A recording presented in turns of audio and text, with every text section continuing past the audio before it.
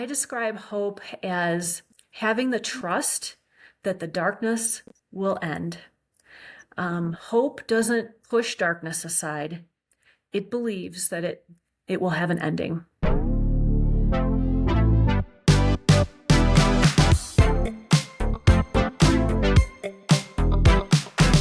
Let's take a quick moment to thank the people that support and sponsor the podcast. When life takes an unexpected turn, you deserve someone who will stand beside you. St. Louis attorney Chris Dully offers experienced one-on-one legal defense. Call 314-384-4000 or 314-DUI-HELP, or you can visit dullylawfirm.com. That's DULLE lawfirm.com for a free consultation. There's something about the way love shows up through animals. It's simple, it's honest, and it has a way of grounding us to what really matters. Welcome to Hope Comes to Visit, a space where we honor the moments, big and small, that bring us back to ourselves, where we talk about the real stuff, the meaningful stuff, and sometimes the kind of joy that comes with 4 legs and a wagging tail. I'm Danielle Elliott Smith, and I'm really glad you're here with us today.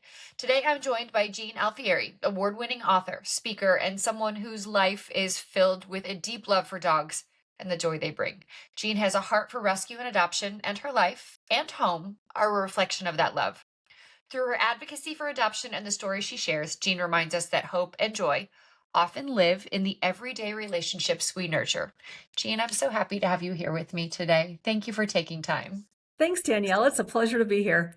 I am excited about this conversation because it's not one that I've had, but also I think it's so truly relatable. And anyone who listens to the podcast knows that, to me, one of the true gifts about these conversations, I always hope, pun intended, is that people feel seen and heard. And I think the work you do and what you do day to day is the goal is to make people feel seen and heard. So I'm excited. Well, thank you. So tell me, how did your love of dogs turn into a career path? Yeah, so I didn't even realize I was on a career path. It was just the way things were going. I've loved dogs ever since I was a kid.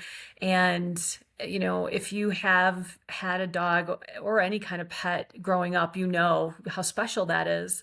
And so as I moved through my career, I also volunteered at our local Humane Society and other local shelters. Then I was on staff at the Humane Society, and I was writing stories, and the stories were getting picked up by different devotionals. And all of a sudden, I was 10 years in, and I thought, wow, there's kind of a theme here. And that's what brought it all around to me, that whether I'm writing for children or writing for grown-ups, the theme is the same. And so that's what I'm offering. So what's the theme? It's love stories about dogs, whether they are heartbreaking because there's a lot of grief around losing a pet, and in visiting schools and talking with second and third graders, I discovered that I wasn't the only one that is pained by the loss of a pet. But also just the mysterious way they sometimes find us. I know we go to shelters and pick them, or we meet a breeder and we choose, but often they choose us. And it's all very interesting to me how it comes to play out. I am a huge proponent for the adoption of senior dogs. My husband and I rescue older dogs. We call them vintage puppies.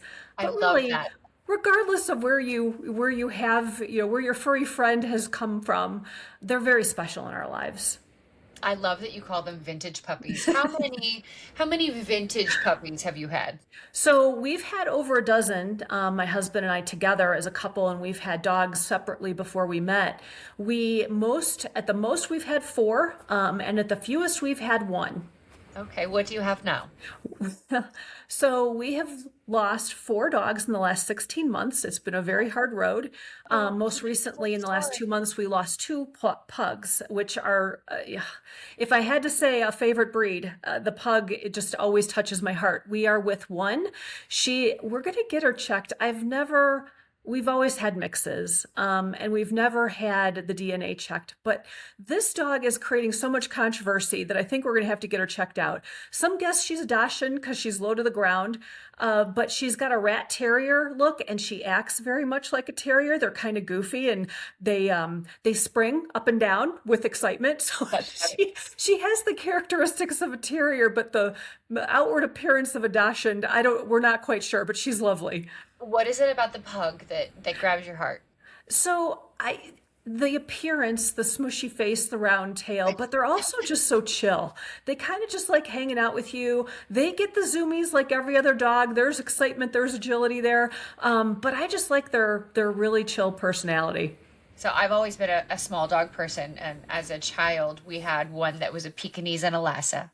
Oh, That was Patch. Growing up, we had Patch, and then my kids, we had Shortstop. Santa brought Shortstop, and I just this little white ball of fluff.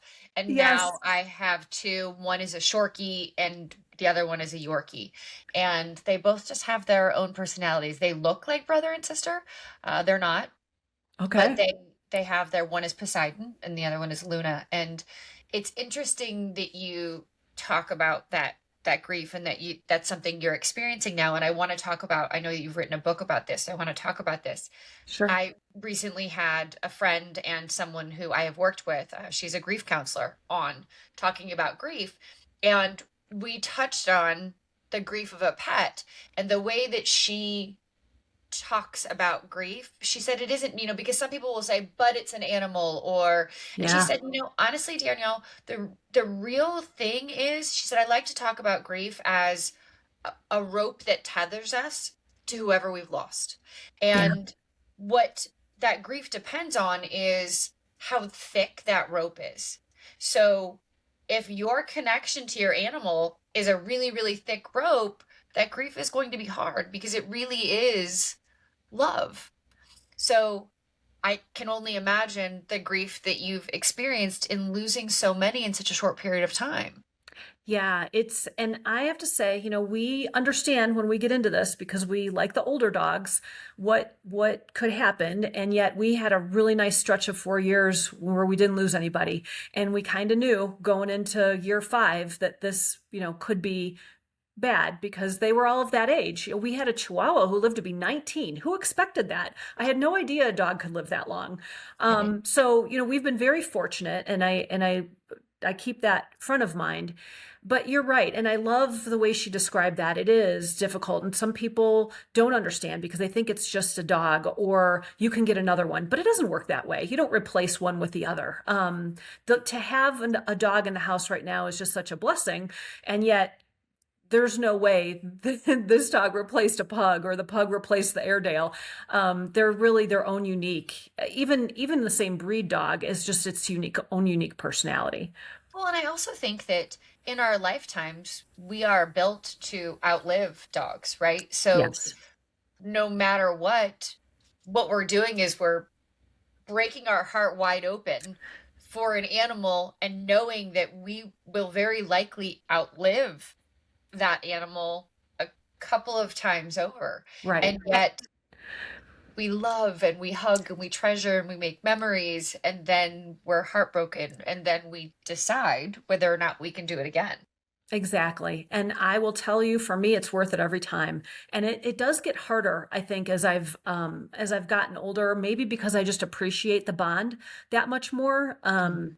You get to a stage where you just realize that this isn't going to go on forever, Right. and it's hard. It's hard to accept your own place in life as well as that dear companion that has selected you or that you have found. And so yeah, it I think it does get harder. I love the way you say selected you, because I do think they choose us too, right? I Yes. I also have a cat. I have an orange cat, and she is a very orange cat, and I adore her. And it's funny. I do a gratitude list every day, Yeah. and my animals make my gratitude list every day, even though I try very hard to put different things on my gratitude list. But there is Hmm. something so primally happy in me Yes. when they curl up on my lap, right? Yeah. My Yeah. husband and I call it kitten jail or puppy jail, right? When they curl up and I I'm sorry, I can't go anywhere. Right. I have an animal purring in my lap. I have an animal snuggled up with me. I cannot be of service to you right now. Right. And, but that's a beautiful thing. I want to talk about you've written a book about grief, it's 21 ways, right? 21 ways Yes, to 21 weather the ways. loss of a pet. Right. Talk to me about that. So I had mentioned visiting a school, and I was doing an author visit for my rescue pug stories, and I was fielding questions. This class was prepped for questions for me, and I thought I was ready for what they were going to ask until one student raised his hand and asked me if I ever had a dog that died. And I had, and I realized, that pain. And so I wasn't sure where to go with that for him. And we talked through the question. And although I didn't anticipate starting a second grade therapy group that day, the discussion went really well. And his teacher was thankful for it afterwards, because part of what we talked about was what he really missed. And I asked him if he had a dog that passed, and he said, yeah. And I said, it's always hard. It always makes me sad, because you remember the things that you missed most. And one of the traditions we have in our house at the passing of an animal is that at dinner that night, we'll talk about our favorite memories. And we always end up laughing and crying. And there's so many good, fabulous memories. I think I have them all. And then I talk to my husband, and then my son pitches in, and I'm like, oh yeah, that was a great memory. And so I asked the student what one of his favorite memories is. And he said that the dog always waited for him to come home from school. Oh my God. Ugh. I know. It broke my heart. And so what the teacher said afterwards was they had been working with him, the counselor and the parents and the teacher, because he was very grieved over the passing of this dog. And she said, knowing that part of the problem was going home and the dog not being there, she was going to let the parents know, because the grandparents live nearby. And even if his parents couldn't be home when he returned home, perhaps the grandparents could stop in and be there for him. And, it helped me realize at that point, it does take a village. It takes a village to raise a child. And I thought, I'm not the only one that having gone through this for several years at that point, could benefit from just some ideas. And it isn't going to replace the dog. It isn't going to make everything better, but it might come alongside and give you some ways to start conversation. So it's not specifically for parents, but it could be helpful. It could be for anyone. I have single friends whose only family member under the roof is furry and has 4 legs. And I'm concerned for them when that pet passes. Who will they have there to greet them? And so it's really for anyone, as friends, as family members, or as parents. Do you mind sharing a few of your suggestions? Sure. Not at all. So the favorite memories one is very popular. The other one I recommend I recommend all 21, and you don't need 21. You just need a couple that resonate with you. Right. One that I've heard is very helpful is lighting a candle during those special times of the day that you'd normally be together, whether it's feeding them in the morning, feeding them in the evening when you would typically go for a walk. Lighting a candle and keeping that space open, acknowledging that you wish they were there. There is a section that has ideas for older art projects, like more advanced. So you can do a collage. You can include their collar or their tags, pictures, maybe some notes to them, how they made you feel. There's also ornaments. We use them on the Christmas tree, but any ornament that you might want to put up in a window or just hang, that's always a neat idea too. And if you want to get out, go on that favorite path that you used to take with that dog and walk it in their memory. That's very, it can be very cathartic as well. I love these. And so our family dog, Shortstop, the kids were given Shortstop when they were, I think, 5 and 3. And my daughter, my son, and we have all kinds of jokes and laughs and stories about Shortstop. And my husband and I are divorced. My ex-husband and I are divorced, and we're still very good friends. So we all still talk about Shortstop. And Shortstop passed away my daughter's freshman year of college. And so she wasn't home. 3 of us were at the vet, and she was on FaceTime with us. And when my husband and I, ex-husband and I divorced, Shortstop stayed with him. Okay. So he and my son could not stay at the house for the first week after the dog died. They stayed with me Yeah. because they could not stand going to an empty house. Yeah. And as Shortstop got older, he had all kinds of medical problems. He had diabetes and he had arthritis and he had depression Yeah. and he'd gone blind at one point, and Jeff had the surgery done so he could get his eyesight back, but he made all kinds of snorty noises all night, and so the house was so quiet without Yeah. him. Yeah. And so I like hearing all of the little pieces that help fill in the space that feels so small and so quiet without your furry friend. Yeah, and it's really a way to honor them and remember them. And if it's more than one person who's grieving the loss of that animal, it's just a way to bring people together who love that animal and can appreciate what's happening here. And you hosting them, right? You having them there helped everybody, I'm sure, because it's a shared loss. Right. Well, Cooper has Shortstop's collar with him at college. And Ah, it's on the shelf behind his bed. yeah. And he had a friend who gave him a Shortstop size cutout pillow. And when I Oh, was moving him into his dorm, every time I turned around, I thought the dog was on his bed. It yeah. was slightly alarming, but very sweet at the same Yes. time. That So is sweet. I know you mentioned one of your most popular books on Amazon is Does God Have a Dog? Yes, it is. So I'm going to show you this. It's a picture book, but I Okay. say it's for dog lovers of all ages. I love that. It's about old Rover. He Okay. doesn't know if there's dogs in heaven, but he's about to find out, and the answer is not what he thinks. And Okay. he does not die at the end. So, Oh, thank you. yes. I love that. So, how many of the books you've written, a number, like your Pug series is children's books, yes? Right. And Okay. there's over a dozen of those. They're picture books and they're coloring and activity books. There's a variety. Okay. A couple of years ago, I wrote Twisty and True Tales of a Shelter Dog Matchmaker. And that's 12 short stories about dogs that took the winding road instead of the straight path to happiness. And it's about my work at the Humane Society. And that's Okay. really where I figured out I'm a dog author because I mean, it's sort of written as a devotional, but it's about dogs that these stories weren't going well and they turned around.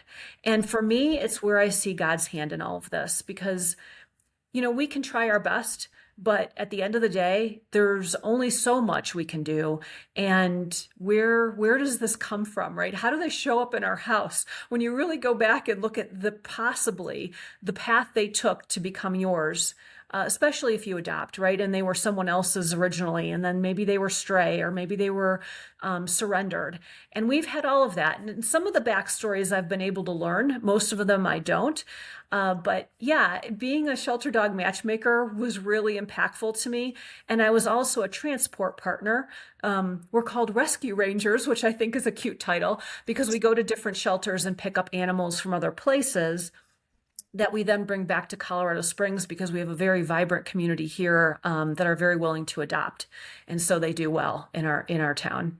Talk to me about the benefits of adopting versus purchasing your Sure. dog from Well, your and it's all what you're looking for. Dogs are lovable wherever they come from, is my end message. But we like the senior dogs, and people are like, "Oh, it's so sweet of you to adopt the older dogs." And honestly, I kind of feel like we're cheating.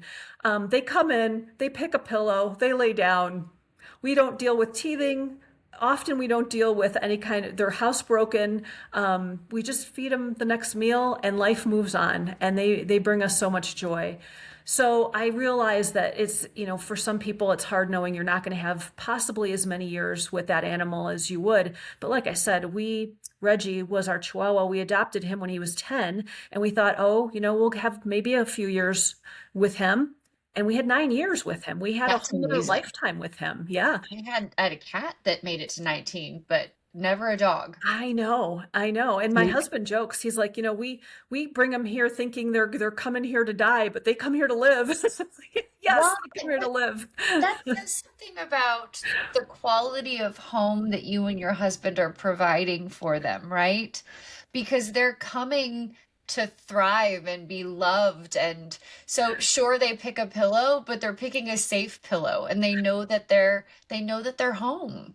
Yeah, and it is we have quite the routine here. So our old dogs are not lazy. They go on regular walks. We do nose work. We've had a couple of blind dogs. I don't know how, well, see, we say we don't know how the blind dogs find us, but they do. And so we do nose work and we do exercises with them because if they can't see, it's important still to keep their mind engaged. And so Okay. we do stuff like that and they really enjoy it. And it's fun for us because, you're giving them something they can't necessarily play catch or you can't toss a ball to them, but you can do other things with them. And it's been very inspiring for me to find those things that we can engage the older dogs with that still give them exercise. And the work of the Humane Society, you're still doing that? I am, yeah. I am doing different work with them now. I was on staff for a number of years and then shifted to another job. But yeah, it's just a fun place to be. The volunteer group there is so vibrant, and we do special events. And so, that's always fun and different fundraisers. So there's always something different to do. I love that so much. So what is on the horizon for you and your husband in terms of another friend? Well, we're right now on the foster list for the Okay. Humane Society. And so we are looking for an older dog who may just need, a couple weeks with surgery because we have a really open home now and a dog that's very gracious to have other dogs with us. So we're thinking if we go the foster route, we might switch off some older dogs and just help them while they're waiting for surgeries. And that's Okay. always a really great thing. If there's a home out there that can foster animals, we've been a foster failure before. Our hospice pug who recently passed was a foster, and we were going to take him just for a few weeks. And then when it was determined that he couldn't be adopted out, we kept him. We thought maybe we'd have a couple months with him, and we ended up with over 2 years. We had 25 months with him. Why So couldn't that he be was adopted that was out? really special. And so yeah, we're fostering and going that route. Why couldn't he be adopted out? Well, his condition was such that he was 10 years old. He had a herniated disc. The surgeries we were keeping him for was to be neutered and to get a dental, and those had to be a month apart. And so by the time that I had taken him in for what I thought was his last visit, he was still having some issues with his stool. And I told them, I said, look, we've been dealing with this for 2 months. You thought it was worms. He was being treated for worms. It wasn't that. They finally did a lower x-ray on him and found a mass in his colon that was inoperable. And if they'd even tried, it was likely to come back, then he would be incontinent as well. And because of his age and his other conditions, they decided that he was going to be considered hospice and couldn't be adopted out. And so I called my husband after I cried. You can only imagine, right? Having this dog for 2 months and loving him so much and thinking he Right. was going to be able now to be adopted. And I called my husband this was our fourth dog. Okay. And to be fair, my husband wasn't interested in 4 dogs. 3 was enough. And 4, I will say, really tipped us over in a way of where do you put the dog bowls? How do you get everybody Right. walked? What do you do with all of this? And so when I called him, I was composed. I Mhm. told him this was what happened that morning, and the vet had just called me an hour before because they had taken time to do the x-ray and to get back to me. And I said, so they can't adopt him out. And there was not 2 seconds that passed, and he said, so we're keeping him, right? And I started crying again because this was why I love this man, right? Right. I didn't want to say, can we keep a 4th dog? But we did, and He's he fit definitely your into our partner. pack. Yeah, he fit into our pack just perfect. So it was wonderful. Jean, how do you describe hope? I describe hope as having the trust that the darkness will end. Hope doesn't push darkness aside. It believes that it will have an ending.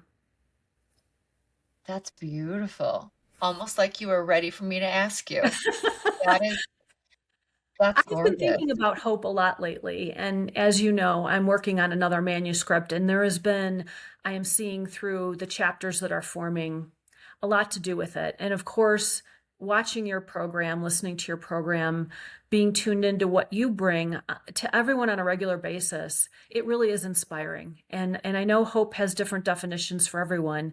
And I think for us, on any given day, it could have a different definition, but it's important to have, and it's important to hold on to. Thank you for your kind words. Talk to me about your new project. So the new project, the working title is What Dogs Know About Love That We Often Forget. And right now I'm at 7. I hope there will be 10 things that I can point out that dogs bring to our life that as humans, we just forget about. The first one is, I'm trying to make these all as good, right? As when you pull a reader in. But Right. we had an Airedale named Duke. And he would stand at the door when he heard the garage door open, indicating my husband was home from work, would stand at the door and he would listen with his ear cocked. And then as the door closed and he heard the outer door open, he would start this march. We called it the party march, and he would just go up and down until my husband opened the door. And when he passed, it was so devastating. And I knew my husband looked forward to this every day. So as soon as he walked in the door, the day after this dog died, I was doing dishes and I looked over at him and I started doing a little party march. I'm like, I don't know what else to do for you. And he's like, thank you for trying. And we started talking about that at night, that evening. And I'm like, why don't we all do the party march when our loved one comes home? Everyone deserves a party march. And so that's the first thing is, welcome. And when the kids come home from college, especially, when they come home every day, it's no big deal. Hey, how you doing? How was your day? But when they come home from school, it's something special. You get up, you go to the door, you look forward to seeing them, you embrace them.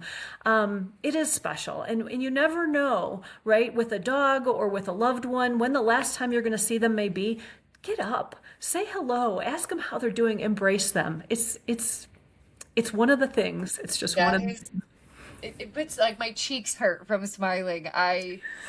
It's so remarkable because I know that I pull into the garage and I can already hear Luna at the door. Yes. It doesn't matter if I left for 10 minutes or 10 hours. She is at the door as though I've been gone for years. Yes. And I know that greeting is something that I will miss. If ever I walk in and she's not there, I'm like, are you okay? What's going on? Right? And so, but you're right.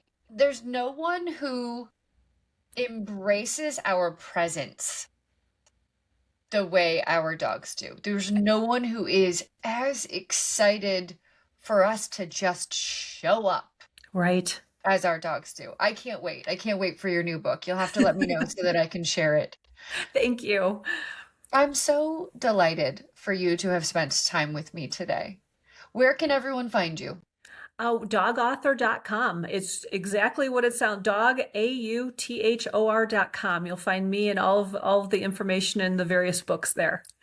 Perfect. There's so many books, children's books, but also so much for adults. And there is that grieving piece and soon the piece that we can learn about love from our furry friends. I am so grateful to you for taking time with me today. Thank you for being here, Jean. Thank you, Danielle. Thanks for having me. My absolute pleasure. And friends, thank you so much for spending time with Jean and I today. I hope that this has warmed your heart the way it has warmed mine, and that you will turn around and share this with someone you know, that you will seek out Jean's books, and you will know where to go if you lose one of your favorite furry friends and you are seeking a good way to remember them. Thank you for being here. And until we spend time together again, take very good care of you. Naturally, it's important to thank the people who support and sponsor the podcast. This episode is supported by Chris Dully, a trusted criminal defense attorney and friend of mine here in St. Louis, who believes in second chances and solid representation. Whether you're facing a DWI, felony, or traffic issue, Chris handles your case personally, with clarity, compassion, and over 15 years of experience. When things feel uncertain, it helps to have someone steady in your corner.